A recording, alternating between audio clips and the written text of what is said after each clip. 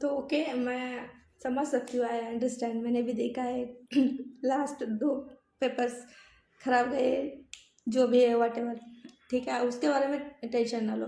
क्योंकि आईबीएस के लिए इतना ऐसा 1.5 डेज़ का स्ट्रैटेजी ऐसा वैसा कुछ इतना मैं कर नहीं कर पाऊँगी तो कुछ हो जाएगा, कुछ सिलेबस मिस हो जाएगा, ऐसा कुछ है ही नहीं ना। तो डोंट वरी अबाउट इट, हो जाएगा सब अच्छे से। तो I scored 57 marks in my September attempt for IBS.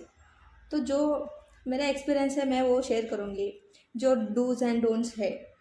तो स्टार्टिंग विथ डिस्क्रिप्टिव पार्ट, उसमें क्या है ना, don't try to write perfect answer. ऐसा मत करो कि हाँ मिल गया आंसर, फटाफट लिखते बैठो। और टाइम का ऑब्वियसली ये तो आपको पता ही रहेगा कि टाइम का बहुत रोल है यहाँ पे।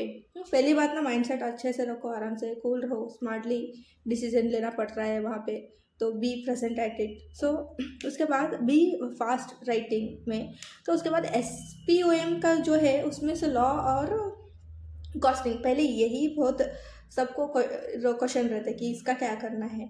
तो what we can do is, law के लिए भले ऑडिट में हमको डिस्क्रिप्टिव पार्ट नहीं आ सकता है लिखने के लिए, थोड़ा डाउट हो सकता है, या फिर हमको पता ही नहीं रहता कि क्या लिखना क्या है, even if you have your book in with you. तो लॉ के लिए ऐसा नहीं है, it is not like audit. तो लॉ में you can search for descriptive answers. थोड़ा आपको टेक्स्ट थोड़ा 1-2 बार गो थ्रू किया होगा तो आपको पता चल जाएगा कहाँ पे क्या है। ऐसा पार्ट पार्ट में पढ़ो कि सेबी में ऐसे ऐसे रहता है, और डायरेक्टर्स में इतने चैप्टर्स है, उसमें ये भी हो सकते हैं। मतलब वो प्रोसीजर आप एक बार देख लेना तो आपको समझ आ जाएगा, आपको ढूंढने में भी आसानी होगी, तो आपको ईजिली डिस्क्रिप्टिव पार्ट कर जाओगे। और उसके बाद जो कॉस्टिंग का है, कॉस्टिंग में ना आपको टेंशन ही ले लेना। जो प्रैक्टिकल क्वेश्चंस आएंगे भाई मिल जाएगा, क्वेश्चन बुक में मिल जाएगा, आप थोड़ा देख लो। उसके लिए आपको प्रिपरेशन करनी पड़ेगी कल।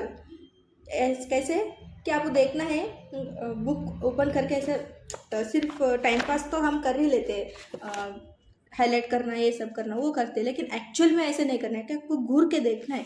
सी कैसे कैसे क्वेश्चंस आ रहे हैं, प्रैक्टिकल क्वेश्चंस कैसे है, और थोड़ा ऐसा बुक मार्क कर लो, या फिर ऐसे उसको ऐसे फोल्ड करके रख लो।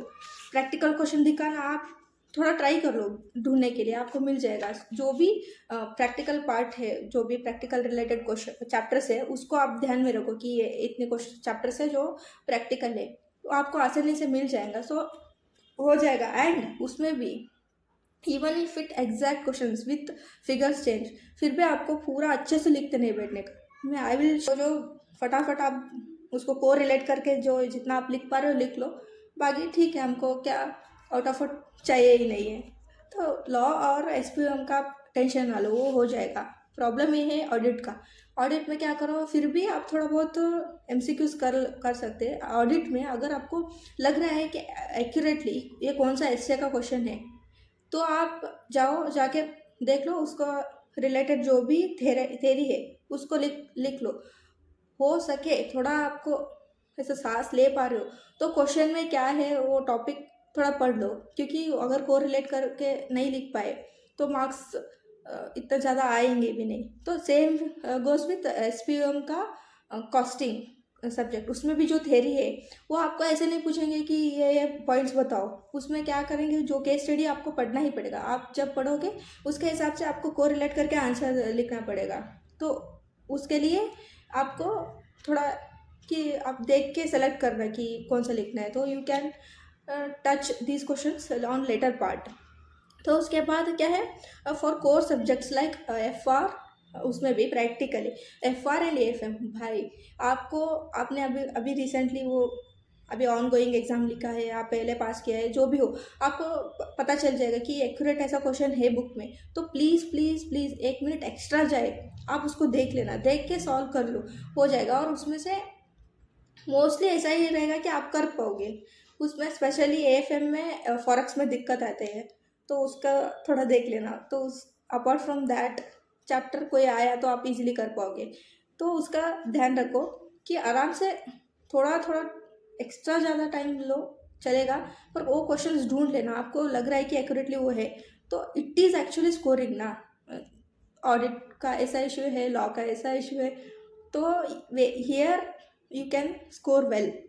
हाँ, तो last but not the least जो मैंने गलती किया है, मैंने ना क्वेश्चन पढ़ा है, ऐसा मेरे को लगा, क्वेश्चन पेपर पढ़ा है पूरा से, ऐसा मेरे को लगा।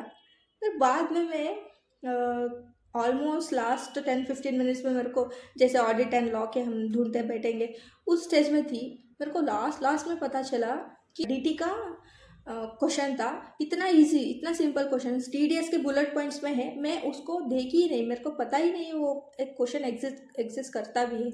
अगर मेरे को, मैंने ध्यान से देखा होता तो मैं I definitely would have chosen that question instead of doing. थोड़ा ये पोएट्री लिख रही थी मैं, जो कॉस्टिंग का क्वेश्चन, थेरिक वाला क्वेश्चन था।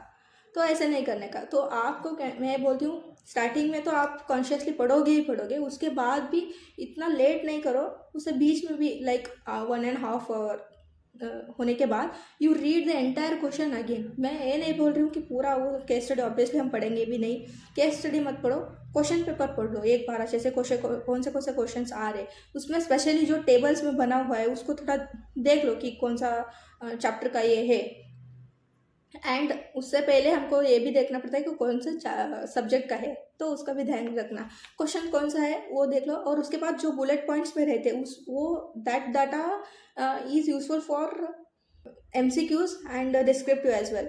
तो उसका देख लो कि क्या क्वेश्चन ये कहीं पे यूज़ हो रहा है क्या, तो उसके हिसाब से यू कैन प्रोसीड। और MCQs पार्ट में आऊँगी, तो MCQs में क्या है, फॉर FR और IDT MCQs आप कर लोगे, हो जाएगा आपसे। इन DT में थोड़ा मुश्किल जा सकता है, क्योंकि उसमें केस स्टडी वाला टाइप क्वेश्चंस आ जाएंगे, तो थोड़ा दिक्कत हो सकता है, या फिर सॉल्यूशन वाला पार्ट आएगा। IDT में ऐसा हो नहीं सकता, तो IDT आप इजीली उसका आंसर दे सकते हो।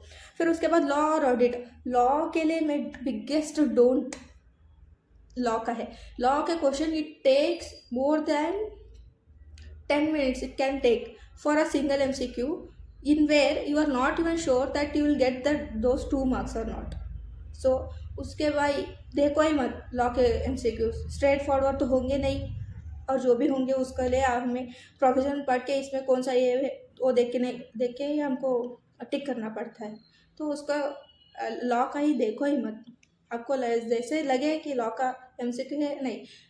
पर लॉ का as I told you before, descriptive part में अच्छा से हो जाएगा, उसका टेंशन नहीं ले, क्योंकि एक बार हमको पता चल गया ना कौन सा है, तो यू कैन इजीली राइट। और उसमें ऐसा बहुत कॉम्प्लिकेट करके वो केस स्टडी देते नहीं, जितना मेरे नॉलेज में है, तो you can easily manage with that. तो MCQs के लिए वो नहीं करना है, और MCQs में अनरीजनेबल टाइम बिल्कुल भी वेस्ट नहीं करना है, जैसे पता चले कि ये नहीं हो रहा है, क्योंकि एट द एंड आप जितना भी ट्राई कर लो, उसके बाद चलो आपको सही भी हुआ तो भी आपको 2 ही मार्क्स मिलेंगे ना। तो थोड़ा डिस्क्रिप्टिव पार्ट पे ज़्यादा फोकस करो, उसमें भी स्पेशली प्रैक्टिकल्स के, तो उसका अच्छे से हो जाएगा। और MCQs में आप ये बिल्कुल देखना कि कैसे ऑप्शंस दे रहे, कुछ ऑप्शंस ऐसे रहते हैं स्ट्रेट फॉरवर्डली आपको इजीली हो रहा है आपसे, तो थोड़ा मेहनत करके बुक ओपन करके थोड़ा देख के एक्यूरेटली आप सॉल्व करो।